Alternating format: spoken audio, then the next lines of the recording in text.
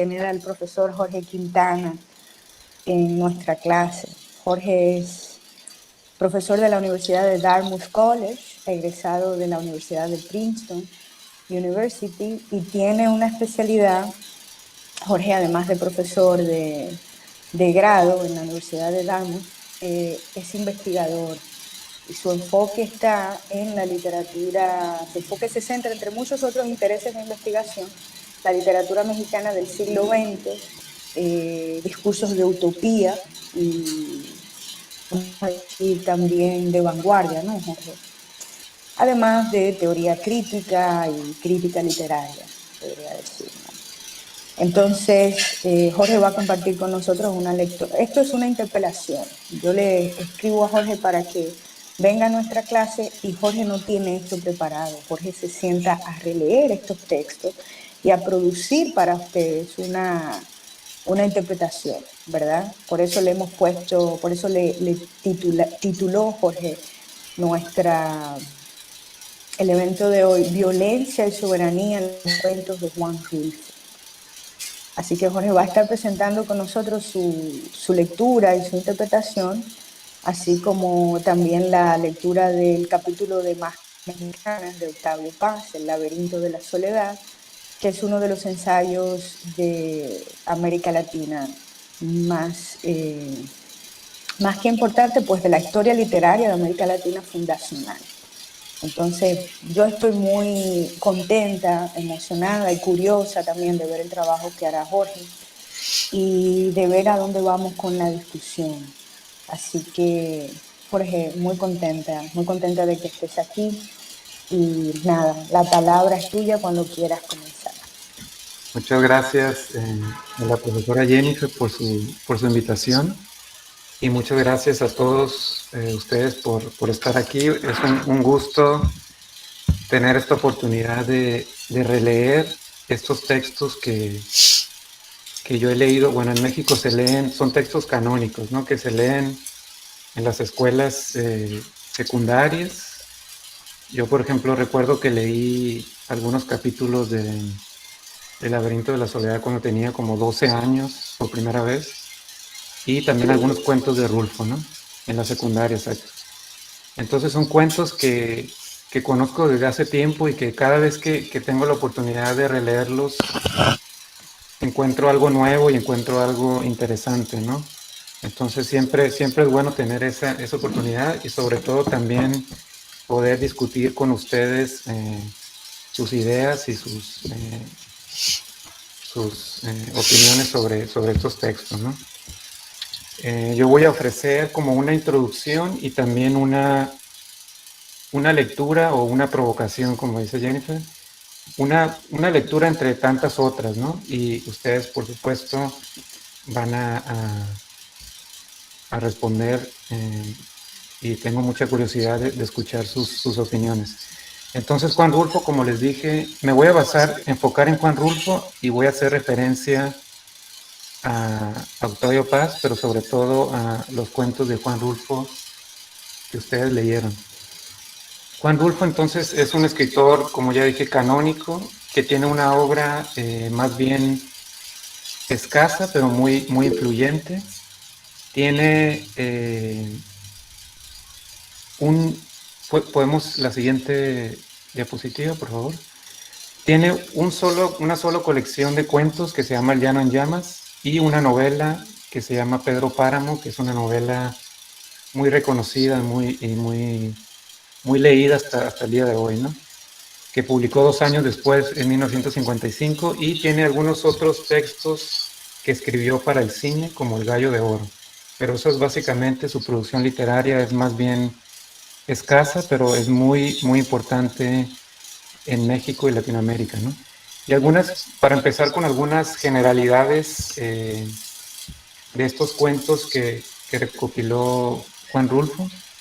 Todos suceden, o la mayoría sucede en un escenario que es el campo mexicano, donde hay una naturaleza como hostil y improductiva, ¿no? Estos personajes que son campesinos están de alguna manera luchando o viviendo en este campo que parece ser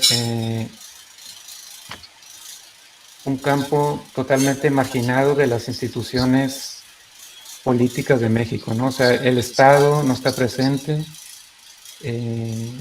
la iglesia, la educación parece que no está tampoco presente, y estos personajes están viviendo historias de violencia, muchos cuentos, como ustedes pudieron leer, tienen temas relacionados con la violencia, la relación de padre e hijo también, y de una manera más general hay una reflexión sobre los legados de la Revolución Mexicana ocurrida en 1910 a 1917, ¿no?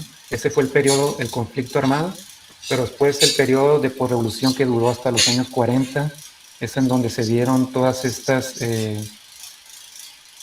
campañas políticas de diferente tipo que vamos a ver cómo más adelante cómo Juan Rulfo tiene una visión bastante crítica de los legados de la revolución, sobre todo en el aspecto de el reparto agrario, ¿no? O la reforma agraria, vamos a hablar de eso más adelante. Y el estilo general de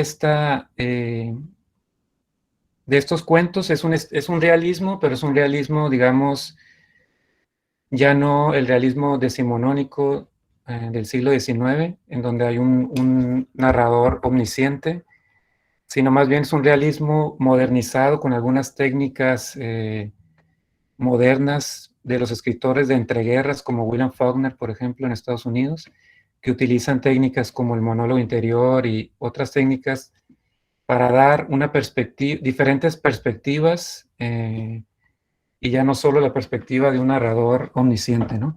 Entonces, eso es en términos generales esta colección de cuentos, y me voy a enfocar ahora, la siguiente, por favor, gracias, en leer La Cuesta de las Comadres y Diles que no me maten, que son dos cuentos que tienen muchas similitudes, y me voy a enfocar en el tema de la violencia y la soberanía.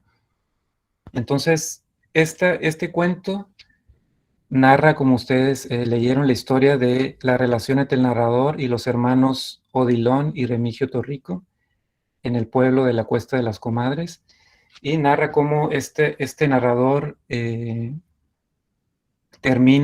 una relación amigable con ellos, pero después termina asesinando a Remigio en el cuento, ¿no? Llama la atención rápidamente el tono como frío, distanciado que tiene el narrador. De hecho, comienza hablando, diciendo que eran sus amigos, los difuntos hermanos Torrico, y que se llevaba bien con ellos. Y a partir de la segunda parte del cuento, hay un espacio en blanco y después la segunda parte que inicia: yo asesiné a Remigio Torrico. Hay como un momento de sorpresa en donde uno como lector dice, bueno, ¿por qué asesinó a Remigio Torrico si eran amigos? ¿No? Hay un momento de, de preguntarnos las razones, y relacionado con eso, con esa pregunta es quiénes eran los hermanos Torrico y cómo era el contexto social y político de la Cuesta de las Comadres, ¿no? Esas son las preguntas, creo, que nos hacemos como lectores, ¿no? La siguiente, por favor. Entonces, los hermanos Torrico, creo que para entenderlos es bueno traer una división, una categorización básica de Slavoj Žižek, un teórico contemporáneo, que hace una división entre la violencia objetiva y subjetiva. La violencia objetiva es una violencia sistemática, o sea, que es ejercida por un sistema político y social, y por lo tanto a veces es difícil identificar un, un responsable específico, ¿no? Por ejemplo, la pobreza en general o la discriminación racial casi siempre tienen un aspecto sistemático que es difícil de identificar, ¿no? Y por otro lado, la violencia subjetiva es la violencia que ejerce un individuo o un grupo de individuos con un objetivo específico, y que es fácil de decir quién es el responsable, ¿no? Como el terrorismo, el asesinato, etcétera, ¿no? Entonces los hermanos Torrico ejercen estos dos tipos de violencia en el pueblo. La violencia objetiva tiene que ver con el acaparamiento de la tierra, ¿no? Dice el cuento Ellos eran ahí los dueños de la tierra y de las casas que estaban encima de la tierra, con todo y que cuando el reparto, la mayor parte de la cuesta de las comadres nos había tocado por igual a los 60 que ahí vivíamos. Hace una referencia al reparto agrario durante el periodo revolucionario, sobre todo de 1934 al 40, durante el gobierno de Lázaro Cárdenas, en donde hubo un reparto de la tierra, o sea, el Estado básicamente retomó la tierra que estaba en unas cuantas tierras, en unas cuantas manos, y la repartió a diferentes campesinos, ¿no? Entonces, vemos que aquí ya en los años 50, este reparto agrario básicamente había resultado un fracaso, ¿no? O sea, otra vez tenemos un orden social en donde hay unos cuantos dueños de la tierra y los campesinos en general ya no tienen una tierra donde sembrar, ¿no? Entonces, hay también como un sentido de resignación en el cuento donde dice, no había por qué averiguar nada, todo el mundo sabía que así era. Quiere decir que es como una violencia sistemática, ¿no? O sea, hay eh, un orden social en donde claramente ciertas personas tienen beneficios y otras personas no tienen beneficios. Y no es algo, los torricos no son una excepción, sino esto es un orden, digamos, social. Por eso creo que es como una violencia más bien objetiva, ¿no? Y por el otro lado, la violencia subjetiva que ejercen los hermanos Torrico es muy evidente en la escena en donde invitan al narrador, van con un arriero y le roban y lo matan también, ¿no? Y luego hay como un sentido de crueldad o de frialdad de los hermanos cuando van regresando y están felices cantando una canción, ¿no? Entonces vemos que los Torrico ejercen estos dos tipos de violencia en la cuesta de las comadres. La siguiente, por favor. Este orden que establecen se puede caracterizar como una falta de vida y paz social que es muy evidente cuando ellos se van de la cuesta de las comadres. Dice el narrador que el pueblo cambiaba totalmente y había como una vida, resurgía la vida en el pueblo, ¿no? Dice, y desaparecían, o sea, los Torrico, de la cuesta de las comadres por algún tiempo. Eran los días en que todo se ponía de otro modo aquí entre nosotros. Había borregos y guajolotes, aquí estoy resumiendo, ¿no? Montones de maíz y de calabazas amarillas, cantaban los gallos, parecía como si siempre hubiera habido paz en la cuesta de las comadres, ¿no? Es evidente que los torricos digamos que el orden que han establecido implica una falta de paz y de vida social en general, ¿no? Hace referencia a los animales que de repente salen y hay como un sentido de armonía social cuando no están ellos, ¿no?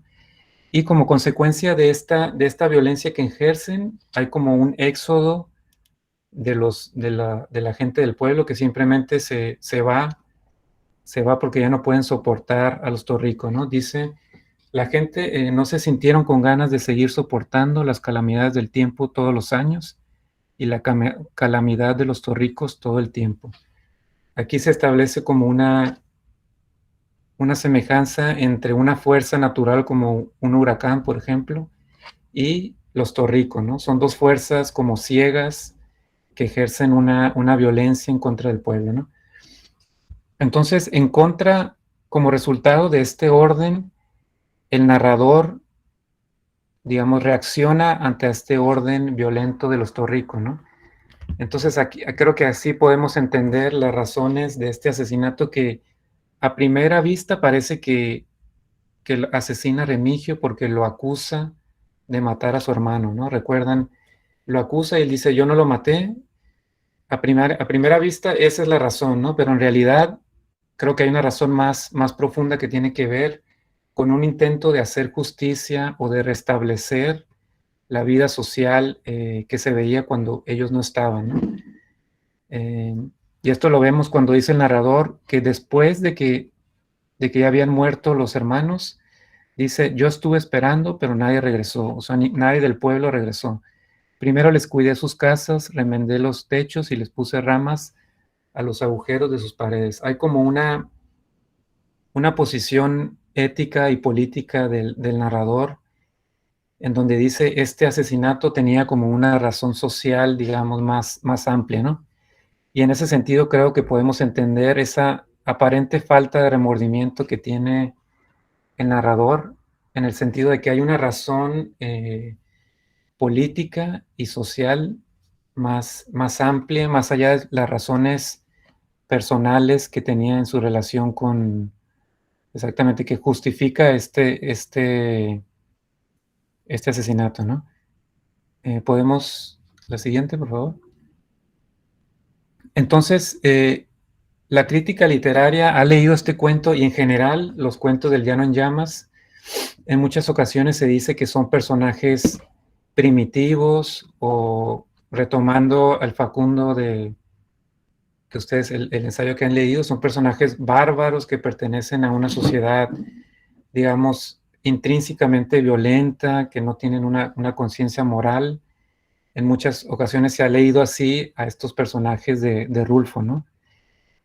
También se dice que pertenecen como a un estado de naturaleza, en donde no hay leyes, no hay Estado. En otras ocasiones también, exactamente en el horizonte teleológico, también se ha hecho una conexión con El laberinto de la soledad, que es un ensayo que se publicó alrededor de los mismos años de estos poemas, de estos cuentos, ¿no? En donde se habla del ser mexicano, como ustedes leyeron, como un ser que está encerrado y que utiliza máscaras y utiliza como la disimulación como mecanismos de defensa, ¿no?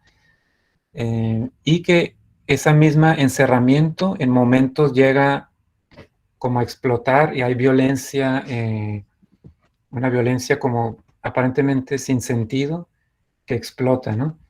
Entonces, digamos, críticos literarios dicen que los personajes de Rulfo representan como el ser mexicano que describió Octavio Paz, ¿no? Actúan de esa manera, están como encerrados y de repente explotan y ahí hacen una violencia, ¿no? Para mí, en lo particular, como ya pudieron ver, no estoy muy seguro de estas lecturas, ¿no? Yo creo que sí hay una racionalidad política de estos personajes. O sea, no es que no tengan razón, no es que no tengan, digamos, un punto de vista o una visión de mundo, sino que tienen otra visión de mundo y tienen otra racionalidad que no es, digamos, la occidental o la tradicional, ¿no? Entonces, esas lecturas que los leen como personajes bárbaros o como primitivos, creo que pierden de vista exactamente otra cosmovisión, ¿no? Pierden de vista cómo sí hay una racionalidad de los personajes que tiene que ver con una racionalidad social, ¿no? O sea, con un bienestar social. Entonces creo que en última instancia este cuento y los demás hacen una reflexión sobre cuál es la violencia legítima, o sea, cuándo hay una violencia legítima y cuándo no hay una violencia legítima. Podemos, la siguiente.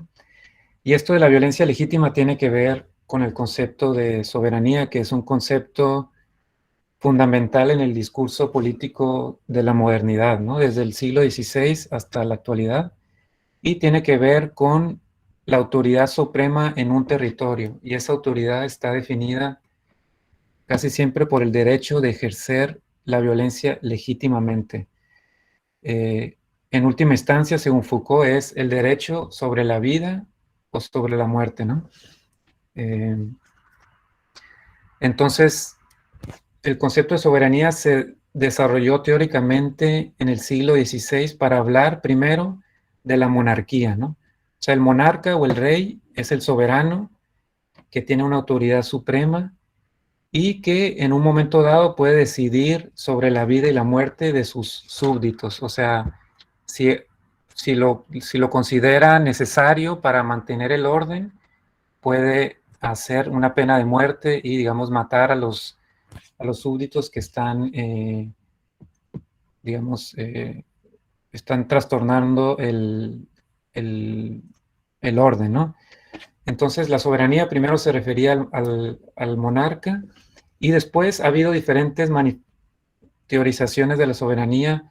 El Estado-nación pasó a tomar ese papel, o sea, tiene el Estado, ya no es una persona, sino es una institución, el Estado, que tiene el monopolio de la violencia, como dijo alguien en el chat. No leí quién puso el comentario, pero exactamente Elías, Jorge. Elías comentó que es quien tiene el monopolio de la violencia legítima, ¿no? Entonces, el monarca, el Estado-nación, también el pueblo, o sea, la soberanía popular, es otra teorización de la soberanía, en donde el pueblo, en el pueblo reside la última voluntad de, y en última instancia en el pueblo reside el derecho sobre la vida o muerte de los demás, ¿no? Entonces, creo que estos cuentos, La cuesta de las comadres, pero sobre todo Diles que no me maten, hay una reflexión sobre la violencia, ¿no? O sea, ¿cuándo es legítima la violencia? ¿Y qué tipo de soberanía o, digamos, la soberanía es una reflexión sobre, yo diría, los puntos ciegos de la soberanía? Vamos a hablar más detenido sobre eso, ¿no? Pero antes de pasar a eso, este cuento, Diles que no me maten, que tiene muchas semejanzas con La cuesta de las comadres, tiene otras diferencias también. Es un cuento mucho más complejo en términos de composición y de estructura, ¿no? Tiene 5 partes, como ustedes vieron. La primera parte y la última está Juvencio Nava hablando con su hijo, ¿no? Y las partes del medio tenemos diferentes voces. Hay una voz, un narrador en tercera persona, pero también tenemos un discurso en primera persona en donde está hablando Juvencio Nava y está rememorando todo lo que pasó, ¿no? Entonces, es un cuento en donde hay diferentes perspectivas. Hay también un juego temporal, o sea, inicia en el presente y luego va al pasado y regresa al presente, ¿no? Eh, Justo como la novela Pedro Páramo de Juan Rulfo tiene ciertas características semejantes, ¿no? Un juego temporal, diferentes perspectivas, pero básicamente la historia es muy similar a la historia de La cuesta de las comadres, ¿no? Hay un asesinato y hay como la reflexión de este asesinato, ¿es legítimo o no es legítimo, ¿no? En este caso, Juvencio Nava asesina a su compadre don Lupe Terreros, que ya desde el nombre don, esa denominación de don implica un estatus social, y el apellido Terreros tiene que ver con tierra, ¿no? O sea, él es el dueño de la tierra, exactamente, es el señor de la tierra, y de alguna manera ocupa el mismo lugar don Lupe Terreros que en el cuento anterior, Los Torricos, ¿no? Es el dueño de una tierra, y su compadre Juvencio Nava no tiene dónde, su ganado no tiene dónde pastar, le pide permiso para que pasten en su tierra, y don Lupe decide que no pueden pasar, y después le mata un novillo. Entonces, como reacción, Juvencio asesina a su compadre don Lupe Terreros, ¿no? Hay otra vez la idea de que don Lupe Terreros, al igual que los Torrico, están como trastornando un orden vital, ¿no? O sea, como un orden de la tierra que debe ser, que siempre debe existir, ¿no? Y así lo dice el narrador cuando le explica a don Lupe Terreros, ¿no? Yo no tengo la culpa de que los animales busquen su acomodo. Ellos son inocentes, como diciendo, este es un orden de la vida que no depende de mí y que los animales tienen que comer y tienen que, digamos, tienen que vivir, ¿no? Exactamente, es un orden, digamos, anterior, digamos, natural, anterior a cualquier determinación política, ¿no?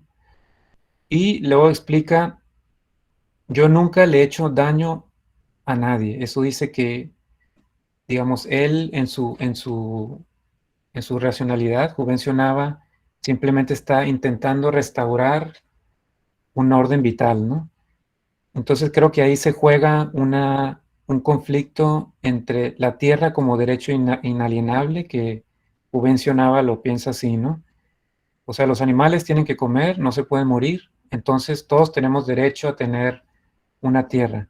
Y por el otro lado, don Lupe de Herreros, que concibe la tierra como una propiedad privada, ¿no? Entonces hay un conflicto de dos racionalidades o dos maneras de entender la tierra, ¿no? Juvencio Nava, yo creo que representa una especie de justicia social o soberanía popular, digamos. Cuando él dice, cuando va caminando, cuando lo llevan preso, voltea a ver la tierra, no sé si recuerdan, y dice, allí en la tierra estaba toda su vida. O sea, como que la tierra, los animales, digamos, hay un orden ahí que no se debe trastornar, y don Lupe Terreros eso es lo que hizo, ¿no? Trastornó, digamos, el derecho más básico, que es el derecho de tener una tierra y tener comida, ¿no? Entonces, la siguiente, por favor. Entonces, después aparece el coronel Terreros, que es el hijo de don Lupe Terreros, que está buscando venganza. Y esta es una figura, es una autoridad política y militar, ¿no? Que representa, yo creo, una soberanía estatal, ¿no? Digamos, Juvencio Nava, que representaría una soberanía popular o del pueblo, y el coronel Terreros representa más bien la soberanía estatal. Y llama la atención que él busca hacer justicia por fuera de las leyes, ¿no? O sea, él no, no, no busca demandar al asesino de su padre, sino va y directamente lo busca para matarlo, ¿no? Entonces, de esta manera cumple con una de las características, según Carl Schmitt, de las características del soberano, que es, el soberano es el que puede decidir el estado de excepción, ¿no? El estado de excepción significa la suspensión de las leyes, una suspensión momentánea de las leyes para restablecer el orden, ¿no? Eh, entonces, muchas constituciones, por ejemplo, la Constitución de México, entre otras, tiene un apartado en donde dice, en momentos de excepción o de emergencia, el soberano tiene la capacidad de suspender totalmente las leyes y hacer él mismo, digamos, él tomar en sus manos la ley, ¿no? Entonces, esto es precisamente lo que hace el coronel Terreros, ¿no? Él va directamente, de una manera extra legal, o sea, por fuera de las leyes, a hacer lo que él considera justicia, ¿no? O sea, matar al asesino de su padre, ¿no? Y llama la atención que tanto para el coronel Terreros como para Juvencio Nava, la soberanía siempre parece ser una cuestión de vida o muerte, ¿no? Dice el coronel Terreros, no puedo perdonarle que siga viviendo, no debió haber nacido nunca. O sea, la soberanía siempre parece, como dije, un derecho, es el derecho más básico sobre la vida o la muerte del otro, ¿no? Y es curioso que también Terreros hace referencia a lo que él considera como un orden vital, ¿no? Dice, es algo difícil crecer sabiendo que la cosa de donde podemos agarrarnos para enraizar está muerta. Así, ahí se está refiriendo a su padre, ¿no? Pero me llama la atención que también utiliza una metáfora relacionada con la tierra, ¿no? O sea, enraizar tiene que ver con la tierra, eh, al igual que Juvencio Nava. Recuerdan que Juvencio Nava, ¿podemos ir atrás, por favor? Perdón, una atrás. Dice, allí en la tierra estaba toda su vida. Juvencio Nava también ve la tierra como ese orden vital, ¿no? Y también, ahora sí una para adelante, gracias. También el coronel Terreros utiliza esa metáfora de la tierra, ¿no? Es algo difícil crecer sabiendo que la cosa de donde podemos agarrarnos para enraizar está muerta. O sea, es paradójico que los dos hacen referencia a un orden vital, pero que paradójicamente la muerte es lo que sostiene ese orden vital. O sea, tienen que matar a alguien para restaurar el orden vital. Entonces, las dos soberanías, podemos seguir la siguiente. Vemos que hay como un ciclo de la violencia en este cuento, ¿no? Primero, el siguiente, tenemos a Juvencio Navas, la siguiente, por favor, que asesina a Lupe Terreros, ¿no? La siguiente. Eso vimos que es como una soberanía popular. Y después Lupe Terreros tiene un hijo que es el coronel Terreros, y el coronel Terreros asesina a Juvencio Nava, que vimos la siguiente, que representa una soberanía estatal, ¿no? Hay aquí como un ciclo de violencia, como, digamos, distintas concepciones de soberanía que están en competencia y que todas las soberanías dicen buscar la vida, pero buscan la vida como a través de la muerte. O sea, al final de cuentas, siempre termina siendo necesaria la violencia y la muerte para sostener ese orden, ¿no? Entonces, Juvencio Nava tiene un hijo, Justino Nava, la siguiente. Digamos, para continuar este orden, Justino Nava debería asesinar a Coronel Terrero, ¿no? Ese es el ciclo de la violencia. Pero vamos a ver más adelante que Justino es un personaje muy, muy interesante porque no entra en ese ciclo de la violencia, ¿no? Pero antes de hablar de Justino, quería decir cómo este ciclo de la violencia históricamente ha sucedido, digamos, en muchos casos, ¿no? Diferentes soberanías que están en competencia. Por ejemplo, un caso en México, en la guerra contra el narcotráfico que se surgió en 2006, en el gobierno de Felipe Calderón, había varias soberanías en competencia, ¿no? La soberanía del Estado y después la soberanía de los carteles que decían tener una autoridad suprema en ciertos territorios de México, ¿no? Entonces ellos decían controlar ciertas regiones y el Estado llegaba y decía, no, el Estado es en realidad el soberano en esta región. Y luego surgieron formas de soberanía popular como las autodefensas. Las llamadas autodefensas eran como ejércitos populares que trataban de defender al pueblo, ¿no? Entonces había en este ejemplo de la guerra contra el narcotráfico algo parecido a este ciclo de la violencia, ¿no? Soberanía popular, soberanía del Estado, soberanía del narcotráfico, que estaban de una manera violenta compitiendo, digamos, o compitiendo por un territorio, ¿no? Y algo parecido a este ciclo de la violencia ha sucedido, digamos, hay muchos casos que ustedes pueden pensar, pero otros ejemplos son en los países en donde ha habido guerras civiles, digamos, han aparecido como en Perú, por ejemplo, en donde está el Estado, el ejército, que entra en conflicto con ejércitos populares, algunos ejércitos de izquierda, por ejemplo, y hay ese ciclo de la violencia, ¿no? Se crea como una soberanías que están en competencia y vemos que el resultado casi siempre es muchísimas muertes, ¿no? Muchísima violencia, eh, incluso genocidios que ha habido, por ejemplo, en Centroamérica, etcétera, ¿no? Entonces, esos son solamente dos ejemplos de cómo este cuento creo que está, digamos, poniendo en escena lo que pasa, o sea, qué pasa cuando hay diferentes soberanías que entran en conflicto y cuál es el nivel de violencia que se genera, ¿no? Todas las soberanías piensan que están ejerciendo legítimamente la violencia, pero en ese conflicto entra, en realidad, hay una serie de víctimas muy evidentes, ¿no? La siguiente, por favor.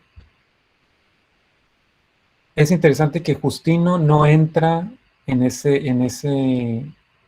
ciclo de la violencia, ¿no? Ya desde su nombre, Justino, hace referencia como a justicia, y vemos que él no hay una identificación con su padre, una identificación total, ¿no? Que el padre, digamos, representa el principio de soberanía, ¿no?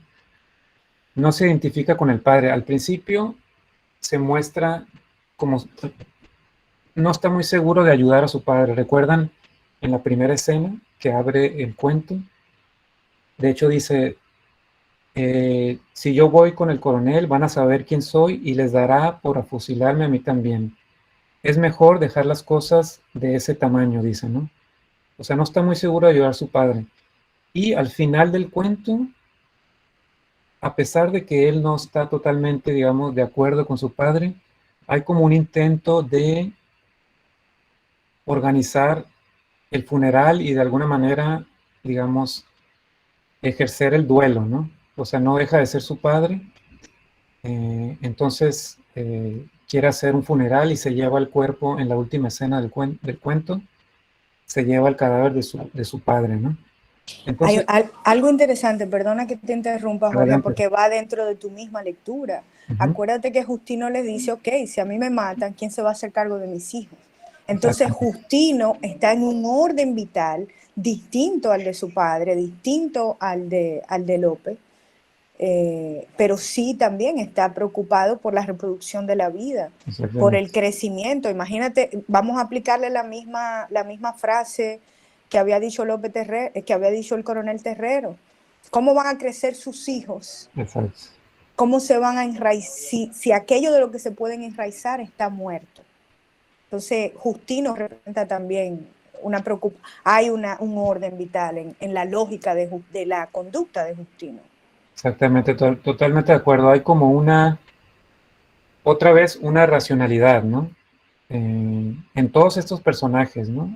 A pesar de que la crítica dice que son como personajes como bárbaros o primitivos, en realidad siempre detrás de cada uno de ellos hay una racionalidad que es importante reconocer, ¿no? Y, digamos, interpretar, ¿no? Entonces creo que este personaje Justino, que parece ser un personaje secundario o sin importancia, en realidad encarna como la posibilidad de romper ese ciclo de la violencia que describí hace un momento y encarna quizás la posibilidad de otras formas de lo político que no pasen por la idea de soberanía, ¿no? Porque la idea de soberanía, como ya dije, siempre parece terminar en violencia y parece terminar siempre en la muerte, ¿no? O sea, busca un orden vital, pero a través de la muerte, ¿no? Digamos, hay como hay una reflexión en este cuento sobre cuál es la violencia legítima y si la soberanía en sí misma es una forma política que se reduce a la violencia y cómo podemos buscar, digamos, otras formas de comunidad y de lo político que no tengan que ver con esa violencia, ¿no? Entonces, la siguiente. Por supuesto, esta invitación a pensar otras formas de lo político no está totalmente, digamos, explícito en el cuento, pero creo que sí hay una sugerencia que nos invita a pensar otra forma de lo político que tiene que ver, yo creo, con el duelo, ¿no? Digamos, el hijo que a pesar de que no se identifica plenamente con el padre, aún así busca hacer un funeral y busca como restaurar como el rostro de su padre, ¿no? Recuerdan que le va diciendo, tus hijos y tu nuera te mirarán a la cara y creerán que no eres tú, ¿no? Y el funeral y este luto, este duelo tiene que ver, creo yo, con, digamos, restaurar la dignidad de este muerto y de esta víctima, ¿no? Digamos, creo que aquí, yo lo leo así, no sé ustedes cómo lo lean, pero me parece que Rulfo está haciendo una invitación a decir, una invitación a pensar si el duelo puede ser tomado como una forma política no violenta que reconoce la dignidad de todos los digamos, los que participaron, los que participan en la vida social, ¿no?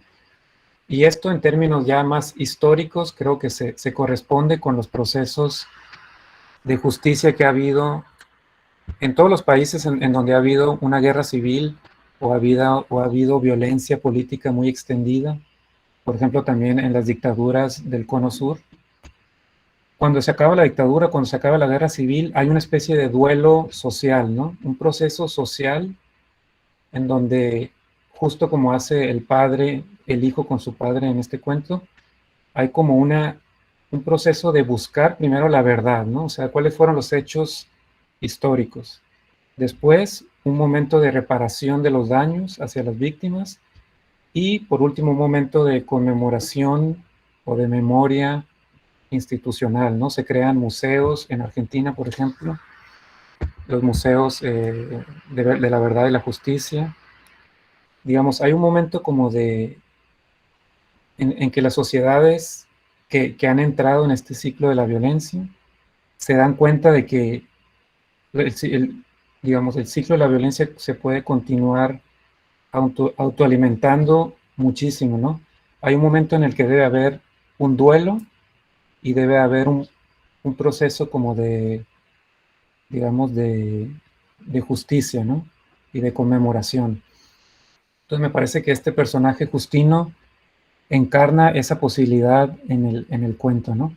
La posibilidad de romper el ciclo de la violencia y buscar una forma más, formas políticas que tienen que ver más con el duelo. Entonces, Jorge, bueno, aquí hay una oportunidad buenísima que no la pusiste, que es acuérdate, relacionar la cara, el rostro humano con la ética. claro. Ahí entra Levinas. Entonces aquí podríamos decir la importancia del rostro y del rostro ser reconocido. Aquí la violencia de esa soberanía intrínseca, inherente a ese ejercicio de la soberanía, destruye la posibilidad de reconocimiento de esa persona, que yo misma, que tú mismo tal vez como vecinos de Juvencio, lo podamos reconocer. ¿Qué hacen estas formas de muerte con el rostro y la posibilidad de reconocimiento en la sociedad, en la comunidad, ¿no? Exactamente. Y eso tiene que ver también, regresando a los procesos de justicia transicional, ¿no? En todos los países en donde ha habido esta violencia política muy extendida, ¿no? Hay esa necesidad como también de restaurar el rostro, es decir, de decir quiénes fueron esas víctimas de desaparición forzada, por ejemplo, o de asesinato en las dictaduras del Cono Sur, ¿no? O sea, restaurar el rostro y decir, estos fueron las personas, los nombres de las personas que fueron asesinados en esta violencia política, ¿no? Entonces creo que ahí hay una potencia, digamos, el duelo tiene una potencia política que se encarna en este personaje Justino, ¿no? Sí, porque además neutraliza completamente la violencia, completamente la neutraliza. Primero, no el, el, ese momento es muy conmovedor cuando Juvencio le está diciendo, olvídate de eso, ve y dile que no me mate. O sea, Juvencio ya está tan preocupado, o sea, está, como diríamos, en modo supervivencia, ¿no? Exacto. Tengo que sobrevivir y ahora mismo no estoy ni pensando en la descendencia de mi hijo, ni en mi propia descendencia, sino en la posibilidad de yo mantener mi vida inmediata. Eh, y entonces Justino lo neutraliza con la preocupación de la vida de sus hijos. Pero en ningún momento que a los estudiantes se siente que Justino le está pasando factura a su padre. Eso es culpa tuya. Por eso yo digo que está neutralizando por completo la violencia, porque él no ejerce un juicio contra su padre que justifique esa muerte o que justifique su vida. Él simplemente no participa. Exactamente. Totalmente de acuerdo. Neutraliza yo diría, neutraliza el concepto de soberanía como un concepto que ha estructurado el discurso político en toda la modernidad, ¿no? O sea, Así, como ya les dije, ha habido diferentes manifestaciones o concepciones de la soberanía, pero siempre parece haber, a final de cuentas, una persona o una entidad que tiene ese derecho supremo, ¿no? En un momento dado decide sobre las vidas o la muerte de los demás, ¿no? Siempre parece que la soberanía, como dijo Jennifer, intrínsecamente como que necesita esa violencia sobre la vida, ¿no? Entonces Justino representa, simboliza quizás la posibilidad de otras maneras de pensar lo político, ¿no? Por eso me interesa mucho este personaje, ¿no? una cosa importante también, estás haciendo, Jorge, una distinción entre vida y muerte que queda muy clara, pero al mismo tiempo hay una vida, que aquí entraría como la diferencia de Riviana, hay una vida que se distingue aquí por el tiempo, que es cuando...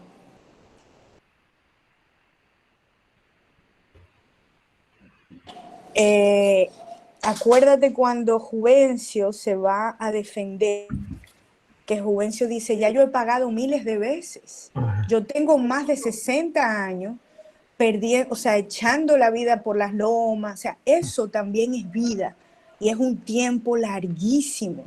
O sea, ahí hay otra noción de vida que tiene que ver no con la vida como estar vivo, sino con la vida como estar viviendo, que es por ese momento, o sea, ahí es donde está la verdadera pregunta de la legitimidad de la violencia. O sea, ¿cómo yo perdí mi vida, perdí mi mujer, perdí todo lo que tenía, absolutamente todo. Yo estoy vivo, es lo único que tengo, voy a morir solo y voy a morir sin nada. O sea, ahí hay una distinción muy clara que yo sé que Rulfo está haciendo. Está la vida de estar vivo y está la vida de haber vivido 60 años, día tras día, huyendo, perseguido, oculto entre las lomas sin bajar al pueblo. Entonces, en esa diferenciación para mí es muy importante porque Juvencio al final del cuento perdió dos vidas. Exacto. Perdió la vida de estar vivo y perdió la vida de no haber vivido con libertad nunca, sin haber sido apresado. Sí, Exactamente, Elías, exactamente. Sigue, Jorge, continúa, es perdón. interesante también cómo es capturado Juvencio. No sé si recuerdan que dice, bueno, yo estuve escapando y cada vez que llegaba un fuereño, yo me iba al monte y me escondía. Se lo Se avisaban. lo Y avisaba, ¿no? eso es hermoso también, la comunidad. Exacto. Esa vez llegaron unos extraños que pisaron su milpa, o sea, su terreno que estaba sembrando, y dice, yo ya sabía que esa milpa iba a ser fallida, o sea, no se iba a dar, pero de todas maneras bajé a ver quiénes eran esos foreños. O sea, es un poco raro que había estado escapando por tantos años y que en esa ocasión como que decide quizás inconscientemente como entregarse, digamos, o decir, confesar, ¿no? Confesar, yo ya he estado escapando, Así voy es. a ir, voy Déjame a ver leer, quiénes son estos foreños, voy ¿no? a leer eso, Jorge, que es absolutamente conmovedor. Y eso que no hemos dicho nada del registro poético de Juan Rulfo. O Claro. sea, hay ese momento donde en el cuento de la Cuesta de las Comadres, donde el narrador, que no supimos cómo se llamaba, el narrador de ese cuento, le da una patada al que está muerto, al arriero. Y, óyeme, pero Rulfo es espectacular y dice, el sonido fue un sonido de tronco seco. Sí. En el tronco seco no hay vida, es una manera hermosa de decirlo. Entonces, fíjense cómo dice aquí, bueno, estoy en esta edición, que es una edición justamente de la Fundación Juan Rulfo. Ya he pagado, coronel, he pagado muchas veces, es importante, he pagado muchas veces, porque ahí lo que se está haciendo es una distinción entre el acto de matar, que es un solo acto de una sola vez, y el acto de pagar esa condena, ¿no? Gracias, Zuleika.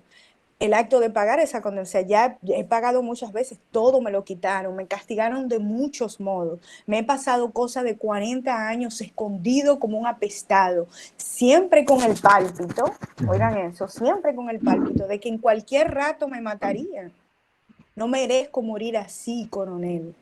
O sea, estuvo toda la vida evitando lo que al final lo encuentra. Entonces, por eso yo digo que perdió dos vidas, en ese sentido.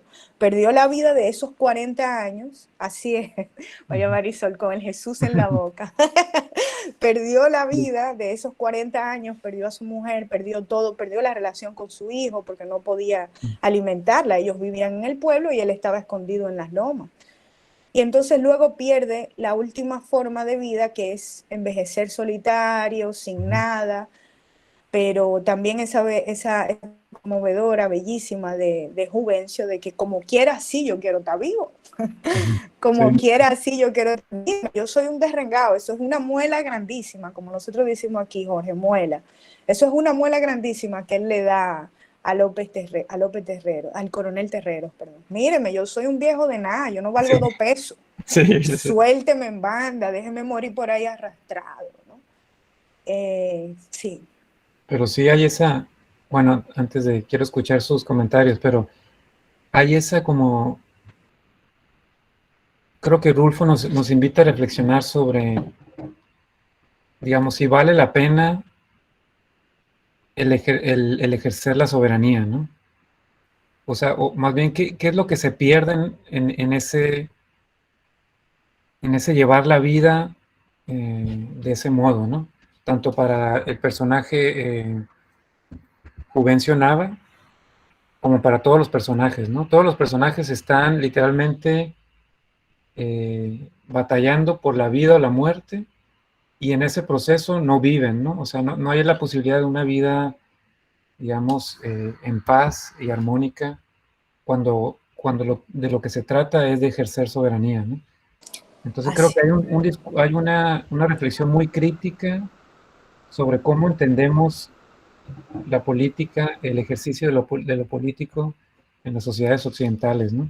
En estos cuentos. Quiero escuchar, quiero escuchar los comentarios de ustedes, jóvenes, para que aprovechemos a Jorge, que ya le quedan 40 minutos. Algo que quiero decir es que estamos en el mes aniversario de la muerte podemos decir, de la buena muerte o de la mala muerte, de Remigio Torrico, jóvenes, estamos en octubre. A Remigio lo mataron en octubre. Y lo mató, algo que no recuerdo si dijiste, Jorge, creo que no lo dijiste. Sí el narrador mata a Remigio, porque Remigio le hace la acusación, pero realmente no es tanto por la acusación, sino porque a Remigio no le importa, o sea, la acusación no es lo que a Remigio le importa, ya para Remigio la verdad es que fue el narrador que mató a su hermano. Entonces, él se estaba moviendo alrededor del narrador, listo para matar. Eso no está completamente explícito, pero a mí me quedó muy claro. El narrador se defiende de una muerte segura.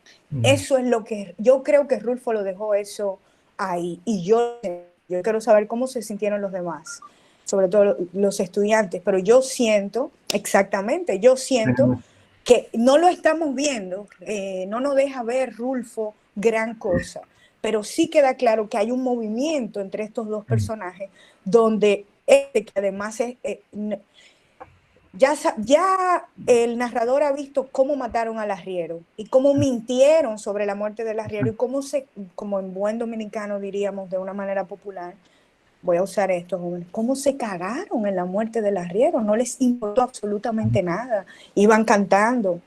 Entonces, era claro como que ese es el derecho, nosotros hicimos nuestro derecho, nosotros no hicimos nada malo. Exacto. Y esto ya lo sabe el narrador, ya el narrador lo vio y lo vivió. Y no importa lo que el narrador diga, ya la acusación de Remigio es para él una verdad. Exacto. Entonces, a pesar de que él sabe quién mató a su hermano, el narrador sabe quién mató al hermano de Remigio, eso no importa y él lo sabe. O sea, me defiendo antes de que me caiga el peso pesado de la soberanía que ejercen estos individuos, porque me va a caer, ¿no? Sí, ya el hecho de que estaba, digamos, discutiendo con él, ya era una pena de muerte, ¿no? O sea, ya era, Exactamente. esto es la soberanía, aquí se decide tu vida o tu Claro. muerte. Esto no es un diálogo, esto no es una advertencia. Yo vine aquí a matarte. Y yo Exacto. te estoy dando las razones porque estoy un poco borracho, lo que Exacto. sea. Pero no, ni te tengo que dar razones. Y eso lo sabe también el narrador. El narrador sabe que él no puede esperar un momento donde le van a decir, ahora te voy a matar. Sino que tengo que estar alerta de mi vida inmediatamente porque ya estoy acorralado. Acorralado por el peso de esa soberanía que ejerce este tipo y acorralado por este tipo que viene con un arma. Fíjense cómo el narrador se la ingenia para para inventar un arma con una aguja y defenderse antes de que le caiga la muerte encima. Y como dicen por ahí, o sea, primero mato y después hago la pregunta, ¿no? Él asesina a Remigio y después nos cuenta que él era inocente. Exacto. Vamos a darle la palabra a nuestra querida Luz Alondra. Y muchísimas gracias por romper el hielo, Luz. Adelante. Siempre a la orden. Yo creo que lo más interesante que me llamó la atención de todas las lecturas, tanto del ensayo como las obras de Rulfo, es el factor, el común denominador que yo considero es la opresión sistemática que se trata en todas las obras. Todo eso que hemos estado hablando de la soberanía, de los ciclos de violencia, de la representación del campesino, de dónde viene el machismo, etcétera, etcétera. Todo eso es una opresión sistemática. Y como mencionaban ambos con anterioridad, es muy interesante ver cómo los dos autores, tanto Octavio Paz como Juan Rulfo, comparten esa similitud de que trabajan esos temas de diferente manera, pero se trabaja, porque Rulfo nos ofrece unos diálogos y nos ofrece unas historias que, aunque sean, vamos a decirle más o menos coloquiales, tú entiendes, o sea, tiene un nivel de análisis grandísimo, por el que tiene una cola larguísima, donde vamos a sacar por ahí que los estragos de la revolución, que el racismo, que el clasismo, que el machismo. O sea, fue muy interesante cuando yo estaba leyendo eso. No recuerdo exactamente, creo que fue Alana, que lo mencioné en el chat ahorita, que también se parecen a las obras de Juan Bosch en el contexto dominicano. O sea, compartimos, la región latinoamericana comparte esa opresión sistemática que la vemos en los sistemas económicos, en las clases sociales, pero también están en la literatura. Está tan presente en el desarrollo de nuestra región que es inminente hacer literatura sobre el hecho, porque es lo que hay en la cultura. Muchas gracias, Luz Alondra. Excelente comentario. Vamos a ver qué dice José. Adelante, José. Bueno, es para hacer acotación también a lo que decía Luz, el simple hecho de cómo el autor menciona de manera tan apasionante el uso de la violencia como un recurso, es algo que a lo personal yo no había visto en otro tipo de lectura. Es no cómico, pero sí muy realista cómo lo utiliza en la primera parte que nos dijo el señor aquí, la violencia como una figura más de poder, como todos los campesinos cuando los hermanos se van, salen del pueblo escondida, los animales como resienten esta violencia y salen del monte para cuando ellos volver a esconderse, utilizando la violencia no como un eje central, sino como una fuerza opresora ante todas las demás fuerzas. Aquí recordemos también, eso es algo que Jorge ha enfatizado fabulosamente y constantemente durante la presentación, la importancia del territorio. Esto nos regresa inmediatamente a Facundo. O sea, la importancia de territorio en relación, o sea, para el ejercicio de la política, para el ejercicio de la soberanía, y también como definitorio de los personajes. Porque como decía Jorge al principio, estos son campesinos marginados, que no son importantes, por eso yo decía, no hay consecuencia de estas muertes. Nosotros parece, y ahí podríamos pensar, Jorge, no lo mencionaste mucho, ahí podríamos pensar en Octavio Paz, cuando utiliza esta figura binaria de lo abierto y lo cerrado. O sea, aquí lo importante es pensar si Rulfo, que publica estos textos por la época, está representando estos personajes dentro de la misma ideología de Paz. Eso es lo que tenemos que hacer aquí, no es ver cómo Octavio Paz tiene razón utilizando los textos de Rulfo. No, lo que tenemos que hacer aquí es ver si Rulfo entra en la representación de estos personajes dentro de la ideología de la que nos habla Paz. Entonces, Jorge hacía al principio la referencia de que el territorio sutil, como se está presentando el espacio, hay belleza, Jorge, hay belleza, y los personajes admiran y quieren su tierra. A mí eso me quedó clarísimo, yo espero que a ustedes también, pero también podríamos pensar que el territorio y la tierra aquí son un personaje con vida propia, ¿no? Déjame darle la palabra a primero Luz, Marisol y después Zuleika. Adelante, Luz. Lo mío es súper breve, que con eso que usted menciona sobre lo del territorio, sí, era algo que yo iba a decir, que por ejemplo, en Facundo se dice, o sea, no en Facundo exactamente, pero tanto en la de Facundo se da la aclaración de que quizás la necesidad que trae el hecho de tener que lidiar con la tierra, la condición física, etcétera, etcétera, es lo que trae mucho a la cultura, por ejemplo, la cultura sexista, que la necesidad de que el hombre necesite tener un cierto físico para lidiar con la tierra, para cuidar a su familia, para etcétera, etcétera, y que ya la mujer no físicamente no cumpla con esa condición, es lo que ha arraigado todo eso. Y en el ensayo de Octavio Paz, él explica que no es culpa del mexicano el hecho de tener que utilizar estas máscaras, sino que viene con el territorio. O sea, el territorio lo lleva a esa condición que no puede deshacerse. Pero no caigamos en la trampa de creerle a Octavio Paz, ¿eh? Jorge, di algo.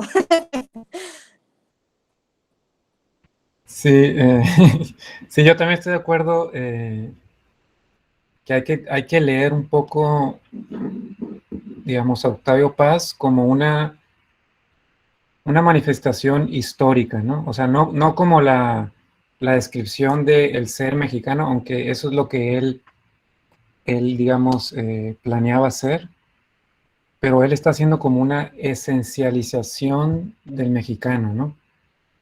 Que no creo que se sostiene, o sea, en realidad es un discurso histórico, ¿no? Hay que verlo como un discurso que nos habla de los años 50, de lo que se pensaba en esos años sobre México, no es el mexicano, ¿no? Exactamente, y es importante, ¿por qué? Porque el mismo Octavio Paz es una contradicción viva de su propio discurso. Él habla de los mexicanos como si él no fuera mexicano. Y él habla de los cerrados, pero Octavio Paz fue diplomático y estudió en Estados Unidos, que es más abierto, ¿no? Que acceso como a una apertura. O sea, no queda claro el mismo locus de enunciación de Octavio Paz en esta esencialización del mexicano. Y solamente hay que hacer una búsqueda rápida y ver cuántos mexicanos existían en México en la época en que Octavio Paz escribe esto. ¿Cómo es posible que tú puedes reducir la complejidad y la diferencia del territorio mexicano, de todos lugares? Jorge nos puede decir un poquito sobre eso, el norte, la frontera, el sur, las grandísimas diferencias que se le escapan a Octavio Paz si quiere hacer declaraciones que abarquen la totalidad del ser mexicano. Es imposible, es imposible. Y acerca su ensayo a un discurso que puede ser considerado antropológico, que también es una disciplina problemática dentro de los estudios coloniales, vamos a decir, y hasta etnográfico, o sea, pero sí podemos ver, por ejemplo, ahorita Jorge, por eso lo puse en el chat, ahorita Jorge hablaba de resignación. Entonces sí podemos utilizar el ensayo de paz para ver cuáles figuras está utilizando para entender el ser mexicano, para representar y describir este ser, y ver cómo eso aparece en la literatura de la época, ¿no? Cómo hay resignación, recato, prudencia, reserva, lo que él entiende como intimidad en estos cuentos de Rulfo, en los personajes, ¿no? Yo creo que el territorio, porque ahorita lo decía alguien, fíjense que se van de la cuesta de los comadres, se queda todo vacío, matan a Remigio y no importa, eso no tiene consecuencias. Se queda que un terreno sin ley, un pueblo sin ley, donde no va a haber justicia de la muerte de Remigio, ni del abandono del pueblo por parte de los residentes, de los habitantes, ¿no? Adelante, creo que primero Marisol, después Zuleika. Adelante. Bueno, el cuento Diles que no me maten me gustó mucho. Además, considero que Juvencio en cierto momento manipuló a su hijo, ya que el único objetivo que él tenía era que Justino abogara por él, sin importar que también lo mataran a él y a toda su familia. Por tal razón, solo decía, diles que no me maten, diles que lo hagan por caridad y por Dios. Aquí vemos cómo el autor entra en la obra el contexto religioso y los valores de un buen ciudadano, según la sociedad. En sí, él buscaba vivir a costa de lo que sea sin importarle a los demás. Muchas gracias, Marisol. Adelante, Zuleika. Bien, antes me gustaría decir que justamente gracias por aclarar lo de Octavio Paz, porque a mí no me terminaba de cerrar ese ensayo. Fue muy extraño leerlo y tal vez sea por eso mismo que él generaliza mucho la esencia del mexicano y siento que como que no tenía mucho sentido, no lo sé, sentía como que algo no cuadraba.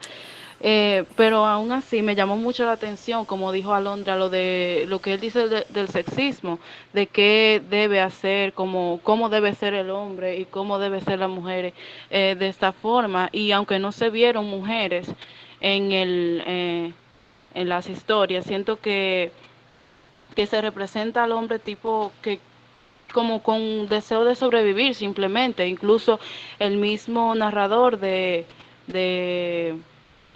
los no me acuerdo el nombre del cuento, pero el de bueno, el narrador no justo, él no, o sea, se presenta que él solamente mata al Señor simplemente por sobrevivir. Él ni siquiera quiere matarlo. Es en el momento que incluso ustedes dicen que no se ve como que lo va a matar, pero yo sentí la tensión de que él iba a darle si no hacía algo. Entonces, igual que con quien había matado a Lupe, porque él, incluso al final, cuando está viejo, gozó de sus nietos, gozó de su hijo, aún así él quiere seguir viviendo, aunque su vida sea despechada y aunque sea pagar por lo que él ya había hecho hace muchísimo tiempo atrás. Excelente, Zuleika. Eso era justo lo que me faltaba a mí, la atención. Entonces, ahí podemos hacer prestarle atención literaria para ver cómo Rulfo logra generar esa atención con tan pocas palabras, ¿no? ¿Cómo lo logra? ¿Alguien más? Preguntas, comentarios. Aprovechemos a Jorge, jóvenes. Alana, estás haciendo comentarios muy buenos. ¿Podrías hablar? Sí, profe. Particularmente a mí me dio mucho coraje, a decir verdad, cuando leí lo de las máscaras de los mexicanos. Espérate, Alana, déjame decir eso porque tú y Zuleika van por el mismo camino. Ustedes hicieron una lectura completamente actualizada del siglo XXI de República Dominicana del Laberinto de la Soledad. Y como bien dijo Jorge, yo también en mi relectura estaba despelucándome con ese texto. Como bien dijo Jorge, vamos a pensarlo como un archivo histórico, literario de la época. ¿Cuáles son las ideas de identidad que hay en ese momento? ¿Cómo se elaboran? ¿Cómo se presentan? ¿No? Continúa, Lana, disculpa. Gracias. Pues bien, me dio mucho coraje leer estas ideas que el autor plantea porque se refiere a sus compatriotas de una manera muy despectiva, lo minimiza, pone al hombre como, o sea, una persona que no tenga contacto ninguno o que se lleve mucho de lo que vea, de lo que lea, va a entender que los mexicanos son lo peor. Entonces, él lo pone de esa manera y aún así él siendo parte de esa nación. Por otro lado, me dio mucho coraje también ver cómo él minimiza el rol de la mujer, que la mujer es lo que es por la designación del hombre. O sea que dependiendo de la idea, tanto de masculina, dentro de la sociedad, es que la mujer tiene una pertenencia y actúa. Yo voy a ser abogado del diablo de Octavio Paz. Voy a hacer, porque Jorge está calladito ahí, ¿eh? Yo puedo decir algo ahorita, tú primero. Ok, digo yo, después tú. Recuerden, o sea, sí, Octavio Paz, uno de los problemas más grandes de ese capítulo es que no nos está dando referencias. Cuando yo estoy esperando, él dice, hay frases llenas de tal cosa, no nos lleva a las frases. Y tampoco nos está dando claramente de dónde él obtiene estas ideas, por ejemplo, textos literarios que ha leído, otras obras artísticas, él no nos los da, pero sí las tiene. Él no está escribiendo esto simplemente, como decimos nosotros, de su mente de cacaíto.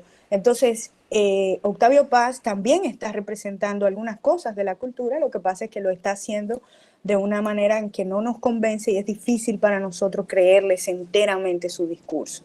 Por otro lado, yo sí encontré en el texto que él le concede él no se cree completamente esa diferencia de roles de género. Él está representándola, porque en un momento del ensayo él dice, ¿qué pasaría si le preguntáramos a las mujeres cómo se sienten? Ustedes recuerdan eso, él está buscando, él está diciendo, miren, esto es así, pero yo no creo que él está completamente de acuerdo con eso. Yo les podría decir luego unas cuantas páginas para ustedes prestarle atención, ¿no? a un par de frases y de pasajes donde creo que una lectura, una postura más crítica ante esa división rígida de género. Adelante, Jorge. Yo estoy de acuerdo con la lectura de las compañeras, ¿no? Creo que, o sea, Octavio Paz está hablando, como dijo Jennifer, el locus de enunciación, desde donde está hablando es el hombre mestizo, ¿no? O sea, esa es la identidad del mexicano como él la concibe, es el hombre, no la mujer, y mestizo, no indígena, ¿no? Entonces, ese es como el centro de lo que él concibe como el mexicano, ¿no? Esa esencialización que sabemos que no es cierta, ¿no? Entonces, todo lo que, digamos, desde ahí está viendo lo demás, ¿no? Desde ahí ve a las mujeres y las ve con una visión totalmente despectiva, estoy totalmente de acuerdo. Y a los indígenas también con una visión colonialista que es muy evidente, ¿no? Los describe como personas pasivas, que no tienen ningún tipo cuando, digamos, eso no históricamente no es cierto, ¿no?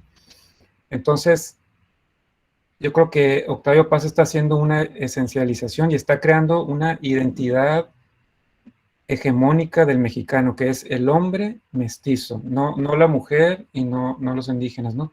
Entonces, es muy importante tener en cuenta eso cuando leemos a Octavio Paz, ¿no? Digamos, Muchísimas gracias, Jorge. No hemos hablado de ese aspecto de la identidad y de cuál es la intención de Paz con la escritura y la elaboración de ese ensayo, que se llama El mestizo, no es Pachuco, Pachuco, ¿no? El Pachuco. Adelante, Zuleika. Que quería aclarar mi punto. Realmente yo nunca vi a Octavio Paz siendo machista. La verdad, incluso él se cuestiona de por qué se le dice mala mujer a una mujer que sea independiente, que sea, no sé, que sea porque tenga varios, no sé, haya tenido varias relaciones. No lo veo, incluso no lo veo tan arrogante, lo veo como con una descripción extraña de lo que es ser mexicano. Siento que su forma como de interpretar la sociedad en sí es rara. Es eso solamente lo que pienso. Una cosa rápido.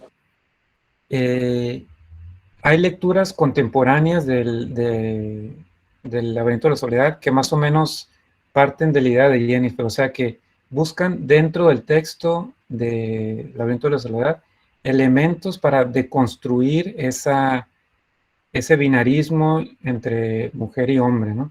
Y que como que, digamos, leen a contracorriente el Laberinto de la Soledad y tratan como de, digamos, neutralizar ese machismo que a veces parece que sale por ahí y tratan como, digamos, leerlo en contra de sí mismo, ¿no? Que me parece muy interesante, ¿no?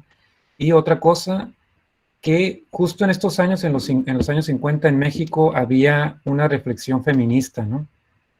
Que es muy bueno, sería muy bueno, digamos, en un curso más, en otra charla, o en un curso más, otro curso, hacer ese contraste entre, por ejemplo, Laberinto de la Soledad y los textos de Rosario Castellanos, ¿no? De los años 50, ¿no? Digamos, hay dos visiones ahí muy claras, contrastantes, una visión feminista, de una manera feminista, y una visión de Octavio Paz, que como les dije, parte de una identidad hegemónica que es el hombre mestizo, ¿no? Muy bien, muchas gracias, Jorge. ¿Estás pensando en Balún Canán? En Balún Canán, pero sobre todo en sus ensayos feministas, ¿no? Sobre la cultura femenina, que es de hecho del mismo año, 1950, del mismo año que El Laberinto de la Soledad, ¿no? Es un ensayo, digamos, pionero del feminismo y es muy interesante contrastarlos, ¿no? Esos dos. Son cursos que están siendo publicados en la misma época. Exacto. Muy bien. Más preguntas, jóvenes, y comentarios. Anímense, que ya a Jorge le queda 15 minutos. Adelante, Angelina. Muchísimas gracias. Bien, profe, yo quiero hacer un comentario respecto a la descripción que Paz nos hace acerca de la mujer.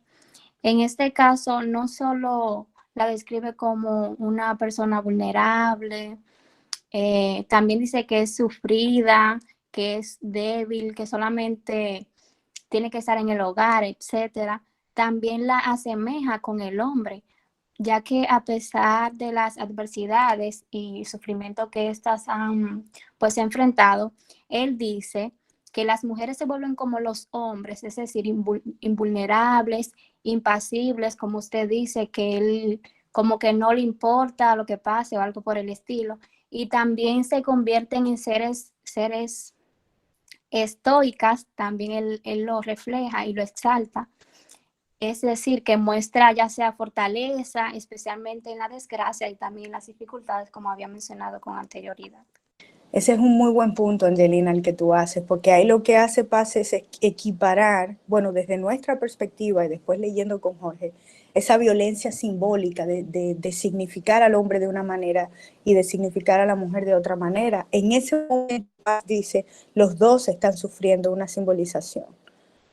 Podemos leerlo de esa manera. O sea, la mujer tiene un rol, el hombre tiene un rol, y a pesar de que el rol, digamos, del hombre está por encima porque tiene libertades, porque no está abierto, no es una herida, ¿recuerdan eso? Una fatalidad anatómica, dice Octavio Paz. Nosotros en dominicano, Jorge, le diríamos a Octavio Paz, Paz está pasado. Está pasado, Paz. Pero efectivamente, él no está diciendo ni la mujer, ni de alguna manera la mujer ni el hombre están por encima, sino que los dos juegan unos roles diferenciados dentro de un sistema opresivo igual, esencializador, simbólico, ¿no? Andreina. Hola, le habla Alexa en este caso. Mientras yo estuve leyendo, a pesar de todo lo que hemos dicho y que Octavio muestra la realidad del mexicano de una manera un poco despectiva, yo me pude percatar de algo, y es que él intenta demostrarle a los lectores la tradición del pensamiento mexicano. O sea, es un pensamiento machista, de que los hombres no, o sea, el sentido de hombría, los hombres no podían mostrar flaqueza o que estaban por debajo, sino que eran machos, y en sentido también de las mujeres, que ya lo de ellas eran un poquito más relegadas. Ahora bien, de hecho, cuando él expresa que ellos prefieren como quedarse en el barroco, en lo tradicional, a tener que venir con el romanticismo, es mostrando toda esta tradición que ellos no quieren como desprenderse, sino continuar en esa misma línea. Y de igual manera me gustaría aclarar algo, decir algo respecto a las otras dos lecturas, que yo pude observar mucho el individualismo en su totalidad, porque cada quien pensaba en sí, y lo que más abarca es como un egoísmo psicológico, porque si yo pienso en el otro, o sea, no fuera totalmente egoísta, sino que cada quien pensaba en lo que le convenía. Jorge, ayúdanos a poner en contexto todos estos comentarios. ¿Qué tú piensas? Puedes estar en desacuerdo, Jorge, ¿eh? Tú eres invitado, pero puedes estar en desacuerdo. ¿Cuál es la pregunta? No era una pregunta, sino qué te van pareciendo las impresiones y si es necesario ubicarlas, ¿no? Si es necesario en algún momento medirlas y ponerlas en su puesto. No, me parece muy buenas sus comentarios.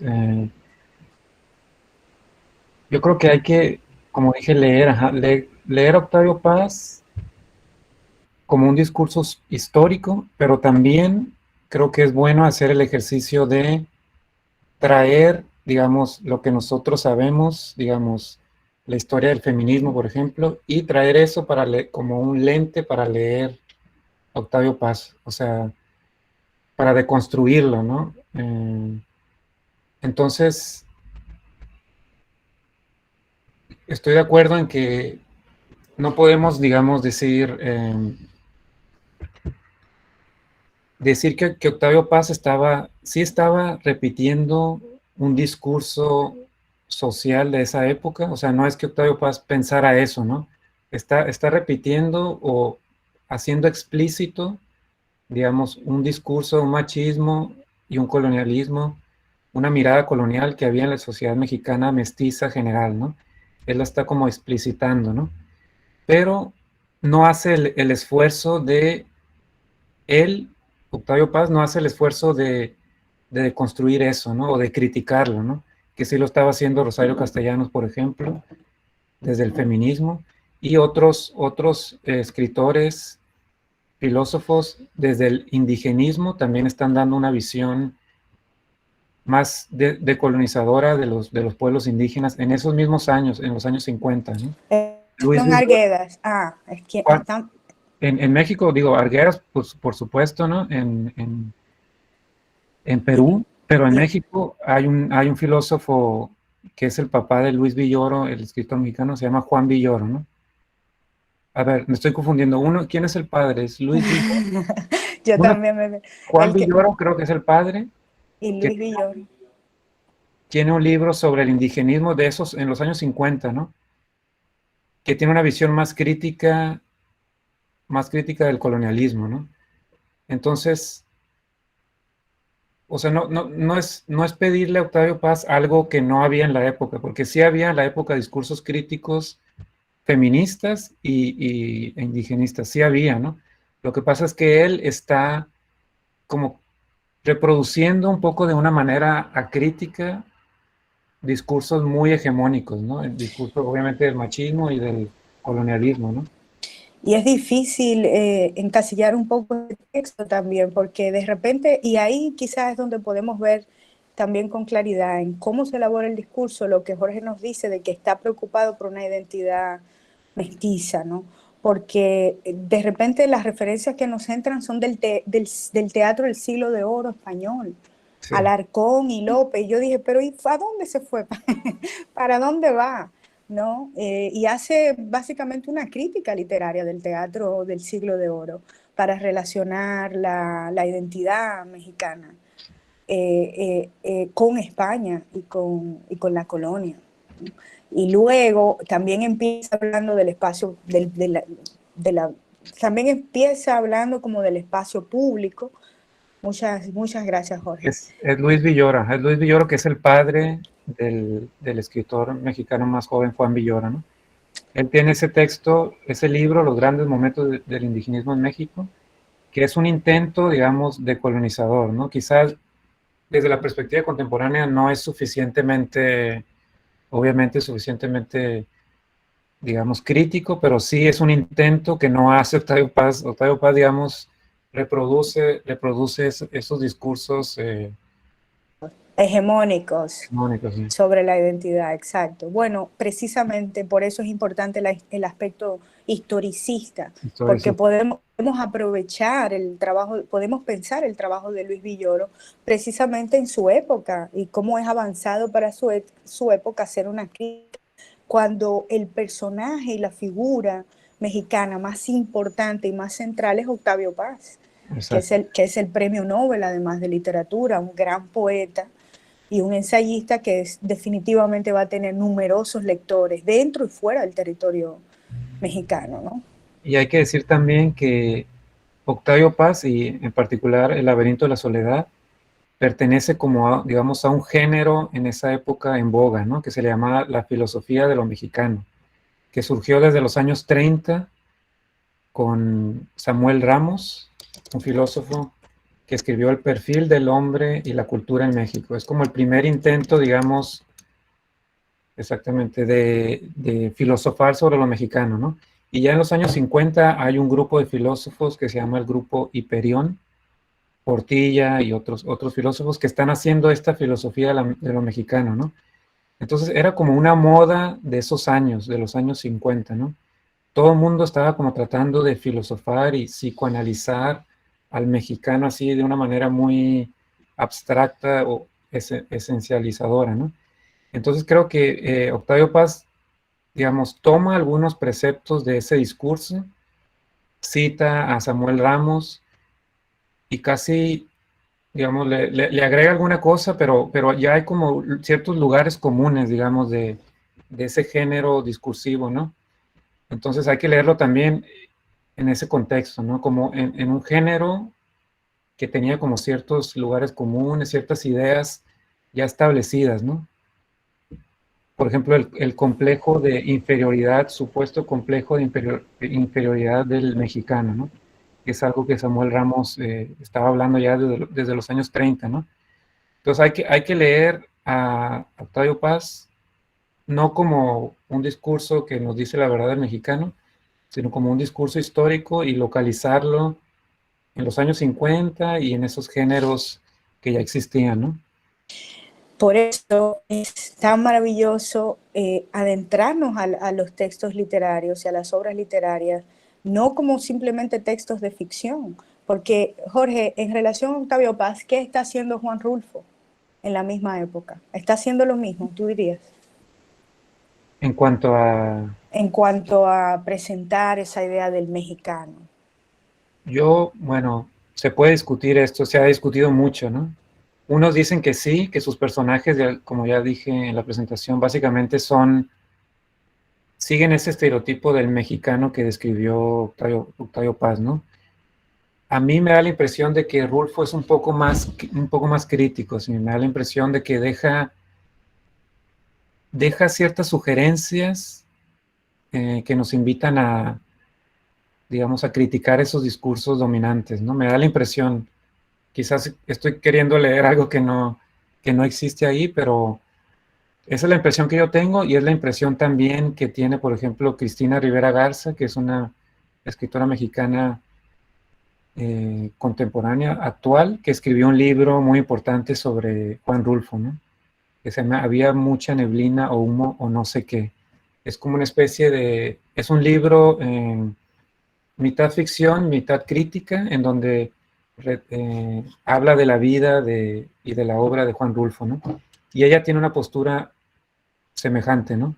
Dice que Rulfo, digamos, es parte de ese discurso de modernización que a veces implicaba el despojo de los pueblos indígenas, por ejemplo, es parte, incluso contribuye desde puestos burocráticos que tuvo en esos años, pero al mismo tiempo es ambiguo, ¿no? O sea, en su literatura, Rulfo nos da señales como de cierto discurso crítico que a veces no aparece en Paz, creo yo, no aparece tan evidente en Octavio Paz, ¿no?